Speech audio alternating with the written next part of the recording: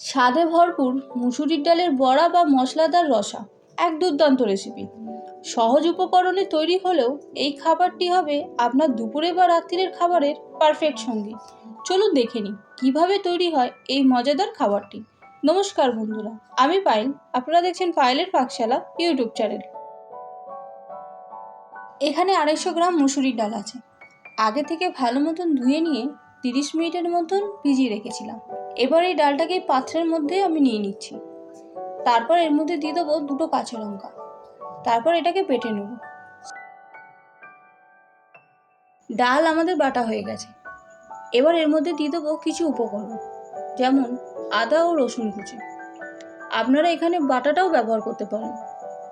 আর দিয়ে দেবো 1/2 চামচ হলুদ গুঁড়ো ও 1/2 চামচ লাল লঙ্কার গুঁড়ো। আর দিয়ে দিচ্ছি সামান্য একটু নুন।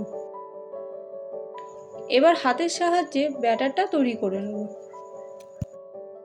ঠিক এইভাবে হাতের সাহায্যে ব্যাটারটা তৈরি করতে হবে। ব্যাটারটা অনেকটা জলজলে হয়ে গেছে, তাই জন্য দিয়ে দিচ্ছি 1 চামচের মতন বেসন। ব্যাটারটা যদি আরেকটু জলজলে থাকে তাহলে বেসন আরও ব্যবহার করতেই পারেন, কোনো অসুবিধা হবে না বা টেস্টেরও কোনো পরিবর্তন হবে না।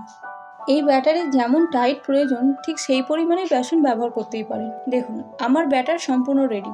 এবার চলে আসি সরাসরি রান্নাতে, এগুলোকে ভেজে নেওয়ার জন্য। গ্যাসে কড়াই চাপিয়ে দিয়েছি আর দিয়ে দিয়েছি বেশ কিছুটা সাদা তেল। এই তেলটাকে আমরা বেশ ভালো মতন গরম করে নেব। এবার এই গরম তেলে এগুলোকে আমরা ভেজে নেব। একদম গ্যাসের ফ্লেম মিডিয়াম টু লোতে রেখে এগুলোকে কিন্তু ভাজতে হবে, না হলে পুড়ে যেতে পারে।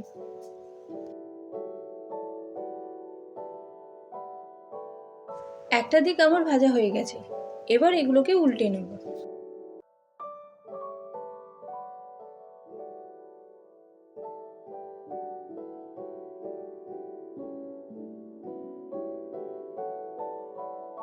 আমার সম্পূর্ণ ডালের বড়াগুলো ভাজা হয়ে গেল। এবার এগুলোকেই পাত্রে তুলে নিচ্ছি। আওয়াজে বুঝতেই পারছেন এটা কতটা ক্রাঞ্চি হয়েছে। এই বড়া ভাজা তেলেই দ্বিতীয় ব্যাচ ও তৃতীয় ব্যাচ করে বাকি বড়াগুলোকেও আমরা ভেজে নেব।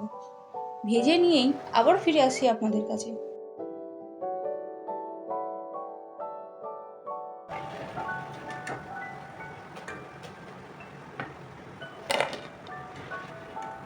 ধাপে ধাপে আমার সম্পূর্ণ ডালের বড়াগুলো ভাজা হয়ে গেল।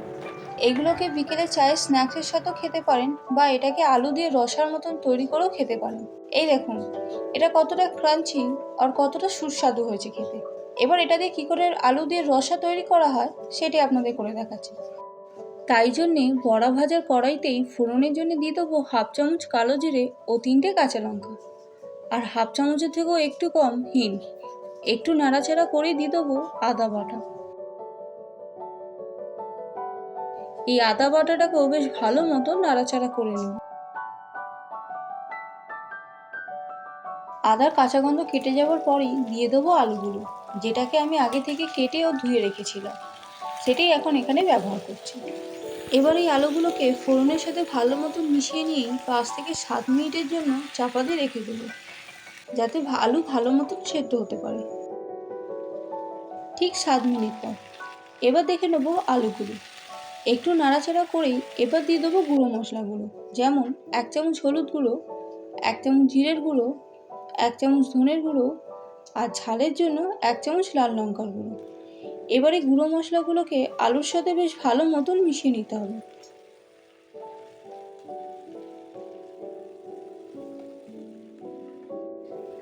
মশলা মেশানো হয়ে গেছে, এবার দিয়ে দেবো টমেটো। এখানে 2টো মাঝারি সাইজের টমেটো এইভাবে 4 টুকরো করে কেটে নিয়েছি। এই টমেটোটাকেও মশলার সাথে ও আলুর সাথে বেশ ভালো মতন মিশিয়ে নেব। মিশিয়ে নেওয়ার পরেই দিয়ে দেবো পরিমাণ মতন নুন। এবার এই নুনটাকেও সম্পূর্ণ মশলার সাথে ভালো মতন মিশিয়ে নেব। মিশিয়ে নেওয়ার পরেই দিয়ে দেবো পরিমাণ মতন জল।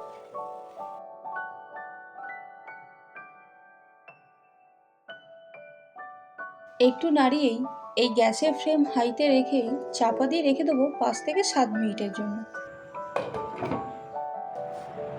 আবারও ঢাকনা খুলে দেখে নেব আলুগুলোর কী পরিস্থিতি। একটু নাড়াচাড়া করে দেখে নিচ্ছি আলু আমাদের কেমন সেদ্ধ হলো। এই দেখুন আলু আমাদের খুব সুন্দর সেদ্ধ হয়ে গেছে। তার মানে আমাদের সম্পূর্ণ রান্না রেডি। এবার দিয়ে দেবো ভেজে রাখা সেই বড়াগুলো। একে একে সব বড়াগুলো এই ঝোলের মধ্যে দিয়ে দিচ্ছি। কিছুটা বড়া আমি তুলে রেখেছিলাম, আর কিছুটা বড়া এই ঝোলের মধ্যে আমি ব্যবহার করব। তারপর এই ডালের বড়াগুলোর মধ্যে ঝোল ভালো মতন মিশিয়ে নেব, যাতে ডালের বড়ার মধ্যে ঝোল ভালো মতন মিশতে পারে এবং নুন ও ঝালটাও ভালো মতন প্রবেশ করতে পারে। তারপর এই অবস্থাতেই আমরা এটাকে ফুটিয়ে নেব 3 থেকে 4 মিনিটের মতন। আবারও ওপর থেকে ছড়িয়ে দিচ্ছি একটু নুন, কারণ নুনের পরিমাণটা একটু কম হয়েছিল, তাই জন্যে। এবার ওপর থেকে ছড়িয়ে দেবো চিনি 1 চামচ। একটু নাড়াচাড়া করেই রেডি হয়ে যাবে আজকের এই ডালের রসা, বা বলতে পারেন ডালের বড়া, যেটাকে আমরা বিকেলের চায়ের সাথে বা রাতের ভাতের সাথে এইভাবে রান্না করে খেতে পারি। তাহলে আজকের মতন আমার রান্না এখানেই। আবার দেখা হবে। নমস্কার।